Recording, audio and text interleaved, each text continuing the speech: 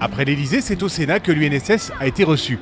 Les salles dorées et hautes de plafond ont accueilli de nombreuses personnalités et de jeunes sportifs à l'occasion de la remise des prix éthique et sport scolaire. Mesdames et messieurs, vous tous aussi les jeunes qui avez participé à ce concours, soyez vraiment bienvenus au Sénat de la part du président.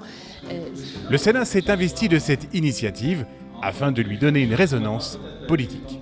Tous ces sujets sont débattus au sein de la commission sport à l'échelle des fédérations, à l'échelle des clubs sportifs, à l'échelle des sportifs eux-mêmes. Et c'est vrai que c'est intéressant que ce travail puisse se faire déjà en amont au niveau des scolaires. Je crois que c'était important que le Sénat soit présent pour honorer et féliciter tous ceux qui sont à l'initiative de cette opération. L'éthique dans le sport, un vaste terrain, mais quel est le concept de cette initiative ? Il s'agit en fait d'un projet nouveau-né lancé en octobre dernier à Douai. Et depuis ce coup d'envoi, les jeunes sportifs participants se sont bien activés. Accompagnés de leurs enseignants, ils ont dû créer et réaliser une action de sensibilisation autour de l'éthique dans le sport. Le sujet, c'est vraiment de stimuler le terrain afin que les choses bougent du point de vue des luttes contre, vous en parliez, des luttes contre les discriminations, du sexisme, de l'homophobie, parce que c'est ça le vrai sujet. Celle-ci devait répondre à l'une des problématiques inscrites dans le livret éthique et sport scolaire, le racisme, le sexisme, le handicap, l'homophobie ou encore les violences dans le sport. Large programme laissant libre cours à de nombreuses possibilités pour les collégiens qui n'ont pas manqué de créativité. L'un des invités d'honneur était Fabien Marceau. Ce nom ne vous dit peut-être rien, mais il s'agit en réalité de Grand Corps Malade, le célèbre slameur français.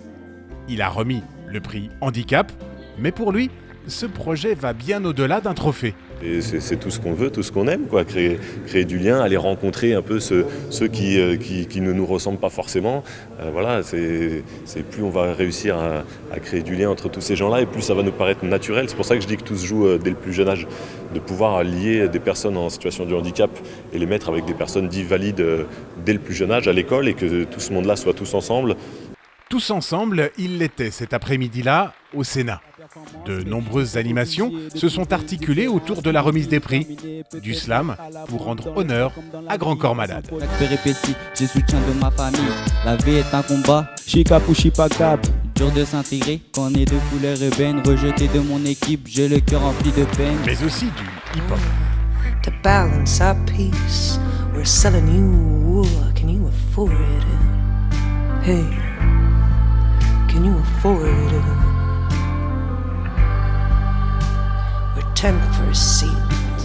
Une chose est sûre, chanter du slam et danser du hip-hop dans les salons du Sénat, c'est une grande première.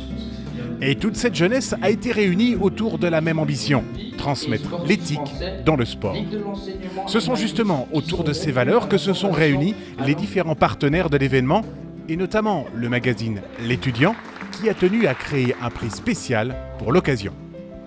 Là où on rejoint, je pense, fortement les ambitions de l'UNSS et là où la rencontre se fait très fortement, c'est autour de la question des valeurs. C'est parce que de la même façon que l'UNSS pense qu'on ne fait pas seulement du sport pour faire du sport et pour se remuer le corps, à l'étudiant, on pense que la question des valeurs doit être centrale dans l'orientation des jeunes. C'est pas uniquement une affaire de bonnes notes ou de mauvaises notes. C'est la connaissance de soi, c'est la capacité à formuler un projet, c'est la capacité à faire des choses ensemble. Et c'est aussi pour toutes ces valeurs, c'est pour essayer de construire un monde meilleur, je ne sais pas, mais en tout cas vivable et habitable par tous qu'on se rencontre.